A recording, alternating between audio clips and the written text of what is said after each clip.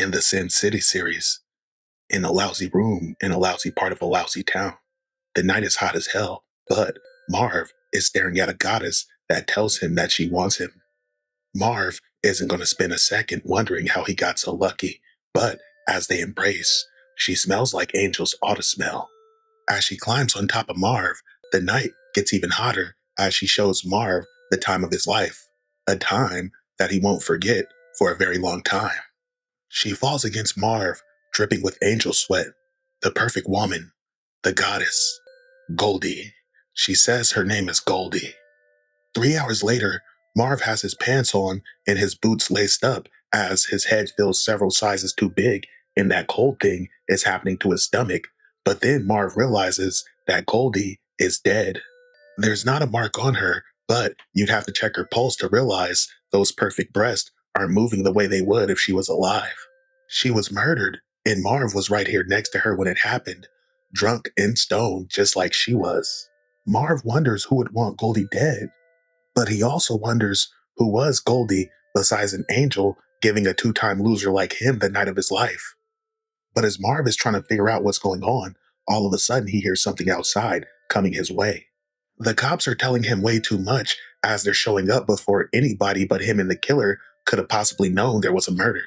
Marv knows there's no time to hide, so there's no reason at all to play it quiet. No reason to play it any way but his way. Marv would kneel next to the bed where the dead body of Goldie now resides. He tells Goldie that whoever killed her is going to pay. As a small army of heavily armed cops rush up the stairway, Marv thinks to himself that they know they're supposed to call the cops, but everybody knows who they're working for, and somebody paid good money for this frame. Marv opens a pill bottle and drops a couple pills in his hand and tosses them back. Most likely sedatives are antipsychotic medication.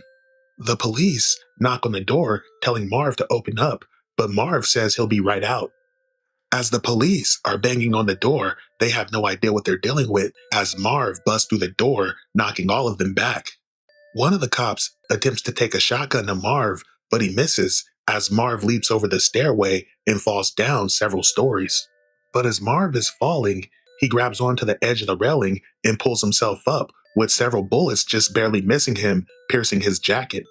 But as Marv hears the police right behind him, he sees a window in the distance, so he breaks for the window. Marv would leap through the window with the glass shattering behind you. Mind you, Marv is still several stories high. Marv would get several minor cuts from the glass as he falls into an alleyway full of trash bags that break his fall. But his trouble is not over yet, because as Marv regains his footing, there's already a police car on his ass. Marv leaps on the hood of the police car and with both legs kicks his way through, letting himself inside the vehicle. Marv busts a U-turn while at the same time beating the shit out of both the cops in the vehicle. As Marv dumps both of the cops out and commandeers the car, he doesn't know why Goldie died, but he plans to get to the bottom of it. Marv drives the police car off the pier and into the water, and as Marv swims through the water, he thinks to himself, when he finds the bastard that killed Goldie, it's not going to be quick and quiet like it was with her. It's going to be loud and noisy, and by the time that Marv is done, the hell that Marv sent him to will seem like heaven compared to what Marv has done to him. To be continued.